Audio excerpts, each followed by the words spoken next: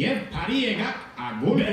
2010 թվականին ՅՈՒՆԵՍԿՕ-ն արևմտահայերենը դասակարգեց որպես վտանգված լեզու։ Այս մարտահրավերը ստիպեց Սփյուռքին լայնածավալ աշխատանքներ իրականացնել ուղղված լեզվի վերակենդանացմանն ու պահպանմանը։ Լոս Անջելեսի Վուդբերիի համալսարանում հավաքված գիտնականները, ուսուցիչները, կրթամշակութային եւ համայնքային գործիչները քննարկում են մանկավարժական եւ ակադեմիական ոլորտներում արևմտահայերենի կենսունակությանը վերաբերող հարցեր։ Այսօրվա պանելը ինչի համար կարևոր էր, որբեսի ներկայացնել արդի նորարարական գործիքներ, նորարարական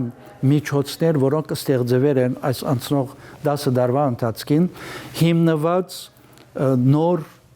ուսումնասիրություններու, գիտական աշխատանքներու, լեզվաբաններու կողմէ, մշակութաբաններու կողմէ, որ ինչպես այսօրվա հայ երեխան, 10 տարեկան ասենք երեխան, ինչպես պետք է իրեն դրվի փոխանցվի լեզու մշակույթը ինքնագիտակցությունը։ Ուրեմն նպատակը հիմնական այն էր, որ այս բոլոր նորարարությունները, նոր մեթոդաբանությունները ներկայացնել հայ ուսուցիչներուն Արևմտահայերեն առցանց խաղեր, վեբկայքեր, մուլտիմեդիա գործիքներ։ Դպրոցներում, համալսարաններում նոր տեխնոլոգիաների կիրառումը կնպաստի, որպեսզի լեզուն արմատավորվի երիտասարդ սերնդի մեջ եւ տարածվի։ Այս հարցում արևմտյան թեմին տարիներ շարունակ աջակցում են Գալուստ Գյուլբենկյան հիմնադրամի հայկական համայնքների, նաեւ Փարիզի արևելյան լեզուների եւ քաղաքակրթությունների ազգային ինստիտուտի հայագիտական բաժինները։ Կտեսնենք ինչպես մեր արդարացված գործիքներով եւ այդ մեջ սիվելով հայերենի գսորվին, գամ գյուրացնեն հայերենը, սորվիլ պարը անպայման շիդակ չէ, գյուրացնեն հայերեն, իրենց ամենօրյա կյանքի մեկ մասը գլա։ Չի մոռանանք, որ Սփյուռքի մեջ ամեն երեխա երկլեզու պիտի լա նվազագույնը, այսինքն պիտի գիտնա իր երկրին լեզուն, անգլերեն, ֆրանսերեն, իսպաներեն եւ պետք է նաեւ գիտնա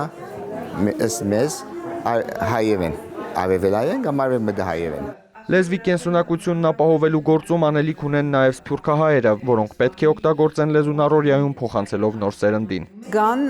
շատ ընտանիքներ, որոնք գրծած են արևմտահայերենը բահել, նույնիսկ քանի սերունդ է ի վեր, այսինքն ես երրորդ սերունդն եմ, որ Ֆրանսայի մեջ եմ, ուրեմն կան ընտանիքներ, որ գրծած են բահել, բավական ներդրում եւ ուժ կբահանջե ժամանակի տեսակետեն։ Այս մոդեցումը ես կգտնեմ չափազանց խրախուսողական, որ նոր միջոցներով շարունակենք ուսանել, լեզվիլ, հարստանալ,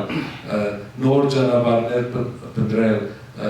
լեզուս սիրեցնել դառու համար մեր երիտասարդության։ Տարբեր ոլորտների մասնագետները կմիավորեն ջանքերը նպատակի իրականացման համար։ Թվային հարթակներն ավելի մեծ թափով կներխուժեն հայկական դպրոցներ, նոր սերնդի մոտ զարգացնելով արևմտահայերենի իմացությունը։